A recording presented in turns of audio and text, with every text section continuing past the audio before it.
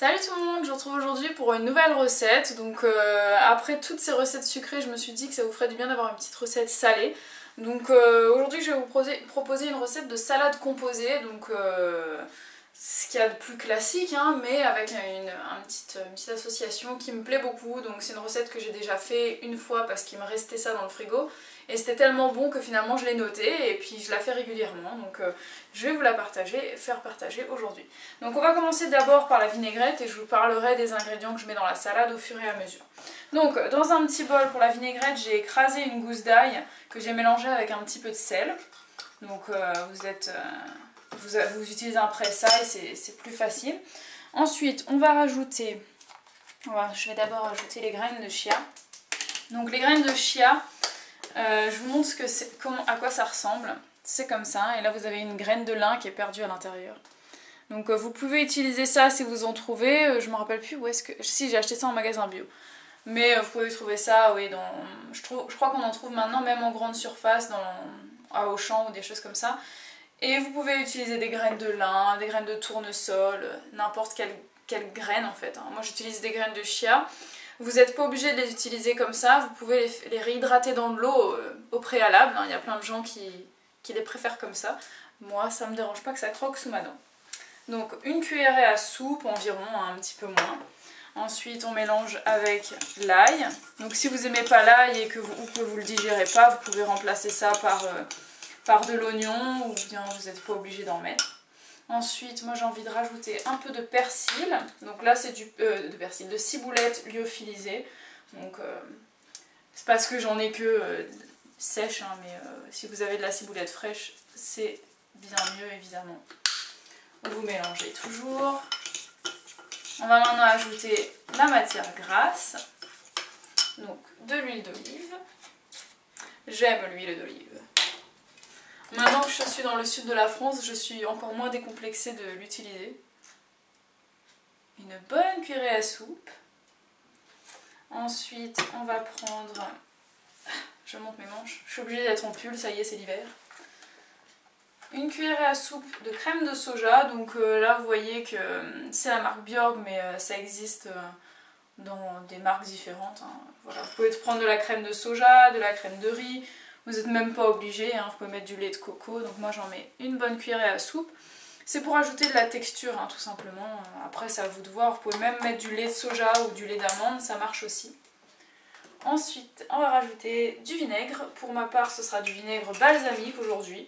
Vous n'êtes pas obligé de mettre du vinaigre, vous pouvez mettre du jus d'orange, du jus de citron, vous pouvez mettre du vinaigre de cidre. Moi aujourd'hui c'est du vinaigre balsamique. Je vais en mettre 2 cuillerées à soupe.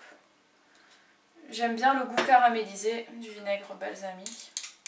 Et ensuite on va bien mélanger cette vinaigrette de manière énergique. Donc les couleurs des salades qui contiennent du vinaigre balsamique ne sont vraiment pas ragoûtantes. Hein. Vous voyez que cette espèce de marron caca là, c'est pas attirant, mais le vinaigre balsamique c'est tellement délicieux, moi j'adore ça. Donc voilà, j'en mange pas tous les jours parce que c'est vrai que ça contient quand même du sucre, mais c'est bon, on peut en manger de temps en temps. Non, c'est trop, ça sent bon. Voilà, donc maintenant on va passer à la salade. Donc je vais chercher mon saladier. Voilà ma salade, vous voyez que j'ai déjà détaillé tous mes légumes, donc je vais vous les présenter. Alors on a ici du poivron rouge, du persil, frais et taillés. Vous avez des pois chiches, donc là ce sont des pois chiches en conserve que j'ai rincés, mais vous pouvez les faire frais si vous préférez. Et ici vous avez des champignons crus, donc tout est cru mis à part les pois chiches. Donc on va mettre les champignons, je vais en laisser un petit peu, vous allez comprendre pourquoi. Ensuite on verse la vinaigrette.